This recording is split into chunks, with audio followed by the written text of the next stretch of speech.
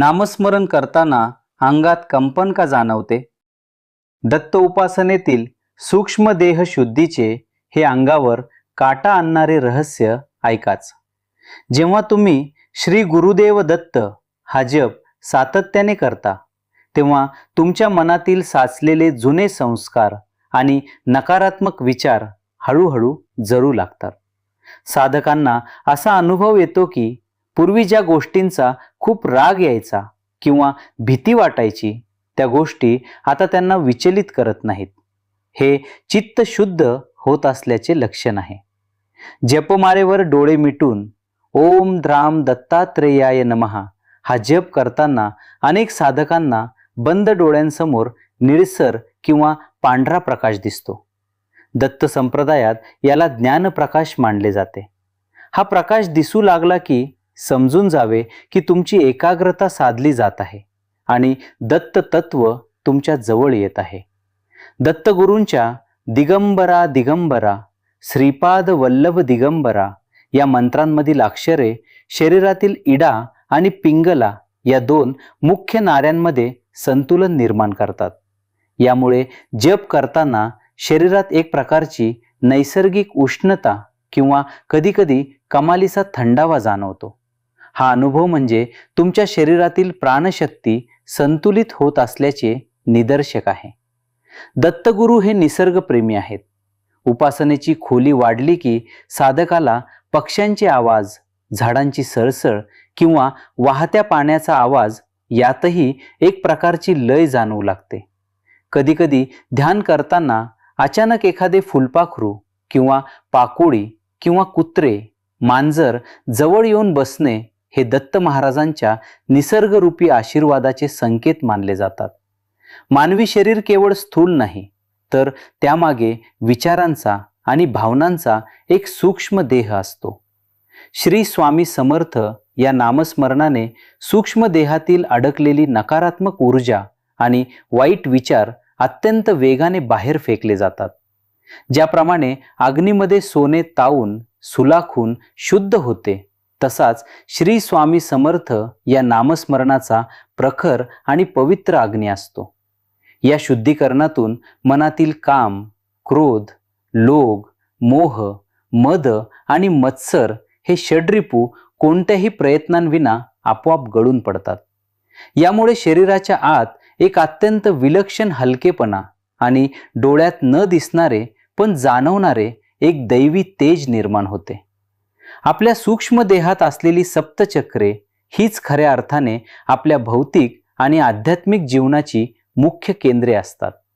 दिगंबरा दिगंबरा श्रीपाद वल्लभ दिगंबरा या नादाच्या सततच्या स्पंदनांमुळे ही चक्रे, विशेषतः आज्ञा आणि अनाहत चक्र अत्यंत वेगाने जागृत होतात.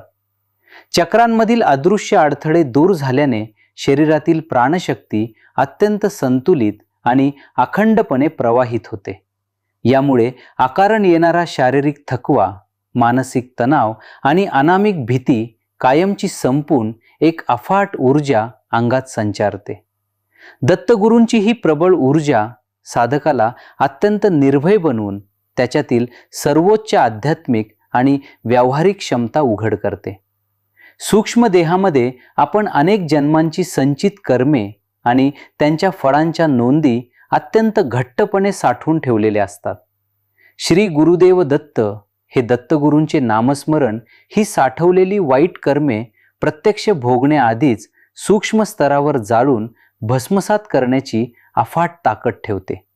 यामुळे भविष्यात आयुष्यात येणारी मोठी संकटे किंवा धोके यांची तीव्रता आश्चर्यकारकरित्या कमी किंवा पूर्णपणे नष्ट होऊन जाते.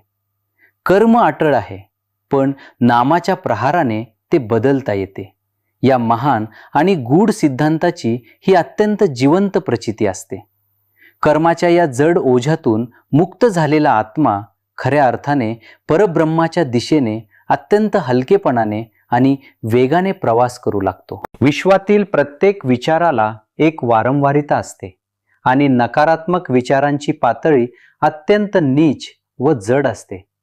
ओम द्राम दत्तात्रेयाय नमः या मंत्राच्या नामस्मरणाने सूक्ष्म देहाची फ्रिक्वेन्सी इतकी उच्च होते की नैराश्य, संभ्रम आणि ईर्ष्या तिथे क्षणभरही टिकू शकत नाही. मनात सतत येणारे विचार हे अत्यंत सात्विक, सकारात्मक आणि स्वतःसह इतरांचेही निस्वार्थ कल्याण करणारे बनतात. यामुळे साधक ज्या ठिकाणी जातो तिथे त्याच्या केवळ उपस्थितीनेच एक अत्यंत प्रगल्भ, सुरक्षित आणि शांत ऊर्जा निर्माण होते.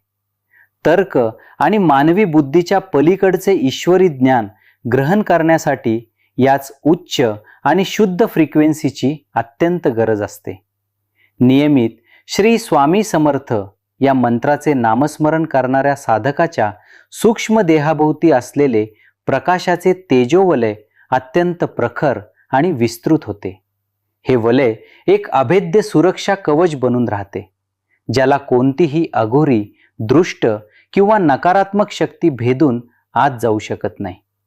आजूबाजूच्या लोकांचा अकारण राग, मत्सर किंवा वाईट नजर या तेजोवलयावर आदळून अत्यंत शांतपणे आणि तात्काळ परत फिरते. यामुळे समाजात किंवा गर्दीत वावरताना भक्ताला कुणाचीही भीती वाटत नाही आणि तो अत्यंत निर्भयपणे आपले जीवन जगतो. साक्षात श्री स्वामी समर्थ महाराजांचं हे स्वामी तेज भक्ताला सर्व बाजूंनी आणि प्रत्येक कठीण संकटात अत्यंत सुरक्षित ठेवते. सूक्ष्म देह जसजसा शुद्ध होतो तसतसा साधकाचा बाह्य जगावरील अवलंबित्व कमी होऊन त्याचे अंतर्ज्ञान अत्यंत तीक्ष्ण होते.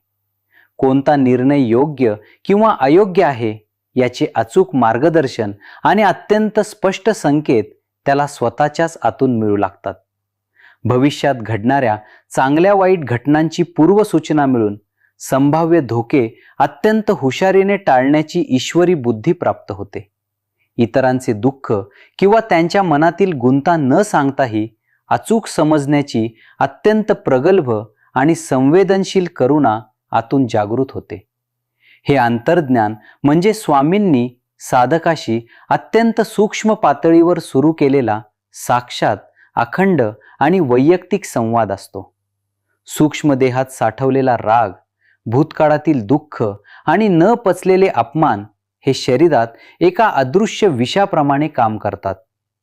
श्रीपाद राजम शरणम प्रपद्ये या मंत्राच्या नित्य नामस्मरणाने या साचलेल्या आणि दडपलेल्या भावना अत्यंत शांतपणे बाहेर पडून मन एखाद्या आरशासारखे निर्मळ होते. ज्यांनी आपल्याला त्रास दिला त्यांच्याबद्दलचा सूडभाव संपून मनातून केवळ अत्यंत सात्विक आणि खरी क्षमाशीलता निर्माण होते. या इमोशनल डिटॉक्समुळे हृदयावर असलेले अनेक वर्षांचे जड ओझे उतरल्यासारखे वाटते आणि श्वास अत्यंत मोकळा होतो. अहंकाराचे रूपांतर निखळ प्रेमात झाल्याने भक्ताला सर्वत्र केवळ आणि केवळ दत्तगुरूंच्या अद्वैत तत्वाचीच प्रचिती येते. सूक्ष्म देह आणि प्राण एकमेकांशी जोडले गेल्यावर नामस्मरणासाठी ओठांची हालचाल किंवा हातातील माळेची कोणतीही गरज उरत नाही. काम करताना, प्रवास करताना किंवा अगदी गाढ झोपेतही दत्तगुरूंचा अत्यंत पवित्र मंत्र श्वासासोबत आतल्या आत अखंड सुरू राहतो. योगशास्त्रामध्ये याला अत्यंत उच्च दर्जाची अजपाजप अवस्था म्हणतात, जी कोणत्याही प्रयत्नांविना आणि केवळ कृपेने प्राप्त होते.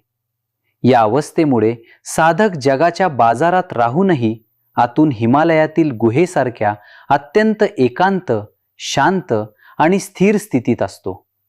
श्वासाश्वासात भिनलेले हे नामस्मरण साधकाच्या सूक्ष्म देहाला साक्षात दत्तगुरूंच्या निर्गुण आणि अथांग स्वरूपात विलीन करते. सुरुवातीला आपण स्वतःचे प्रश्न किंवा अडचणी सोडवण्यासाठी काहीतरी हेतू मनात धरून दत्तगुरूंचे नामस्मरण सुरू करतो. पण सूक्ष्म देहाच्या पूर्ण शुद्धीनंतर देवाकडे भौतिक गोष्टी मागण्याची लाज वाटू लागते आणि मागण्याच्या सर्व इच्छा पूर्णपणे संपतात. दत्तगुरूंनी जे माझ्यासाठी योग्य वाटेल ते त्यांनी द्यावे, ही अत्यंत उच्च, प्रगल्भ आणि समाधान देणारी निष्काम शरणागती प्राप्त होते. या सर्वोच्च अवस्थेमध्ये देव आणि भक्त यांच्यात काहीही उरत नाही. उरते ते केवळ अद्वैत आणि अत्यंत अथांग निखळ प्रेम.